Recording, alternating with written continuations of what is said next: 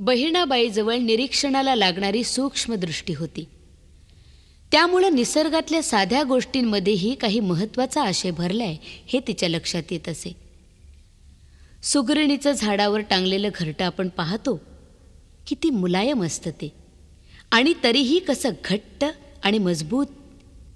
इवलीशी चोच आणि पायाची 2 बोटं, पण तेवढ्यावर सुगरण अचंबा वाटावा अशी कारागिरी करते. माणसाजवळ तर चांगले 2 हात आणि 10 बोटं आहेत, मग त्यानं काय आणि किती करायला हवं. वाऱ्यानं झुलणाऱ्या खोप्याकडे पाहून बहिणाबाईच्या तरल प्रतिभेचा झोकाही आकाशात उंच उंच जातो.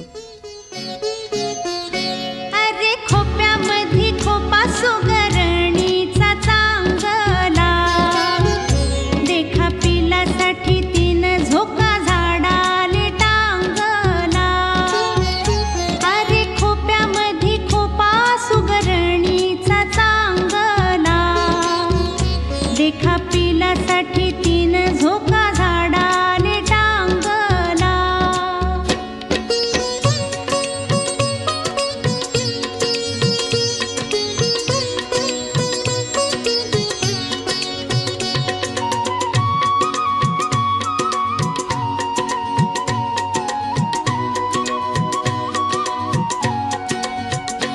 पिले निजले खोप्यात जसा झुलता बंगला. पिले निजले खोप्यात जसा झुलता बंगला. तिचा पिलामध्ये जीव जीव झाडाले टांगला. अरे खोप्यामध्ये खोपा सुगरणीचा चांगला, देखा पिलासाठी 3 झोका झाडाले टांगला.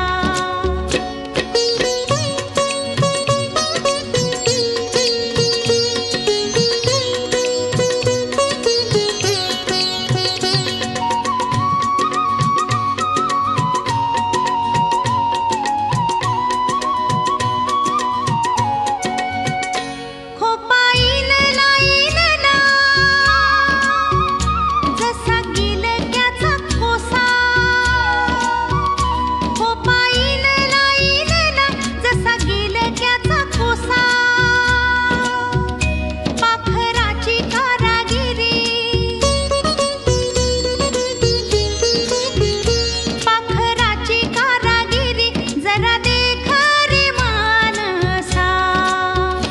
अरे खोप्यामध्ये खोपा सुगरणीचा चांगला, देखा पिलासाठी 3 झोका झाडाले टांगला.